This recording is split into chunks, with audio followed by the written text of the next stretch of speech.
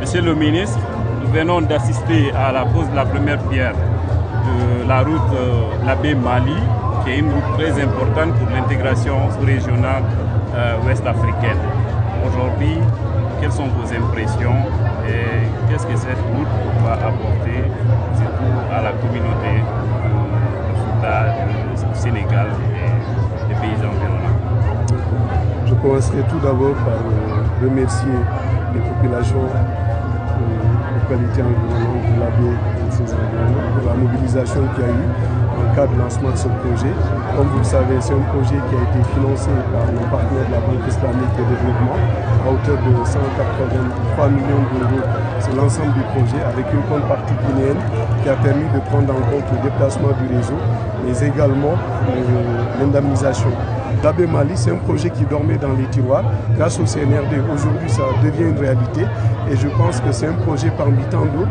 Parce que concernant la région Fouta, je peux annoncer aujourd'hui, on travaille aussi sur un projet de corridor nord qui va faire Boké-Gawal, Labé Tougué, Dinguiraï, jusqu'à Kourimali, la frontière avec le Mali. Donc non seulement c'est des projets de levier de développement économique, parce qu'on sait que c'est des zones à la fois minières et agro-pastorales, mais aussi c'est des tronçons d'intégration sous-régionale qui vont permettre de désenclaver nos localités avec des interconnexions avec à la fois la Guinée-Bissau, le Mali et le Sénégal.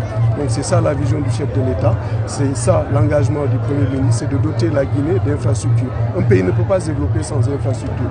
Et ces infrastructures contribueront demain à améliorer considérablement les conditions de vie de nos concitoyens, mais aussi à favoriser le vivre ensemble. Parce que sans infrastructures, on ne peut pas se déplacer d'une localité à l'autre. Donc aujourd'hui, grâce à ces infrastructures, c'est une refondation qui est en marche. C'est la vision du chef de l'État, le général de corps d'armée Mamadi Doumbouya, et aussi le Premier ministre Amadou Riba. Et mon cabinet ainsi que la CGP, la mission de contrôle resteront mobilisés. Vous allez me voir, Inch'Allah, très souvent à Labé ici, parce que moi je ne suis pas un ministre qui reste au bureau. Il y a 3 jours, j'étais à Mandiana, du côté de Cancan. Donc on fera beaucoup de missions inopinées et j'ai confiance aussi à CRDC. C'est une société qui a déjà fait ses preuves sur le tronçon Koya Mahmoud Abola. Aujourd'hui, c'est une des sociétés attributaires de ce tronçon. Je reste convaincu que mon département restera résolument engagé dans le suivi rapproché de la réalisation de ce projet et on tiendra au délai. Et encore une fois, la saison des pluies ne sera pas une excuse pour arrêter les travaux. Labé Mali va se poursuivre. Labé Mamou aussi va se poursuivre, ça c'est sûr, on verra ça et on mettra tout en œuvre. Nous pensons que les projets d'infrastructure constituent une priorité pour le gouvernement, mais aussi la vision de notre institution, la Banque islamique de développement. Nous allons continuer là-dessus. Le seul ministère des Travaux publics absorbe 40% de notre portefeuille.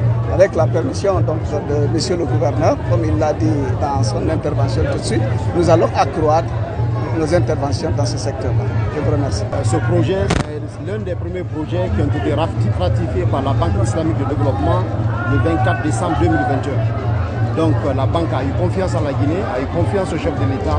Ils ont ratifié ce projet qui est un projet régional. Donc c'est un projet qui va vraiment aider la Guinée dans le projet agricole parce que l'Abé, le Fouta Jalon, le massif de Fouta Jalon, c'est un massif qui est un corps d'agriculture. Donc nous sommes là aujourd'hui, c'est le lieu aussi au nom du chef de l'État remercier son Excellence Dr Djaber Mohamed, qui est le président de la Banque islamique de développement, sa confiance à la Guinée. Comme l'a dit monsieur le représentant de la ville, le portefeuille de la ville aujourd'hui est de 1,2 milliard et c'est le portefeuille le plus actif. Le taux de décaissement est de plus de 55%. J'étais avec monsieur le ministre des Infrastructures en Arabie Saoudite pour signer la priorité pays 2024-2028, ce qui fait 666 millions de dollars que la ville va vraiment investir dans notre pays. Donc c'est un sentiment de fierté, un sentiment de joie et de reconnaissance du gouvernement guinéen envers la Banque islamique de développement que la Guinée est l'un des pères fondateurs.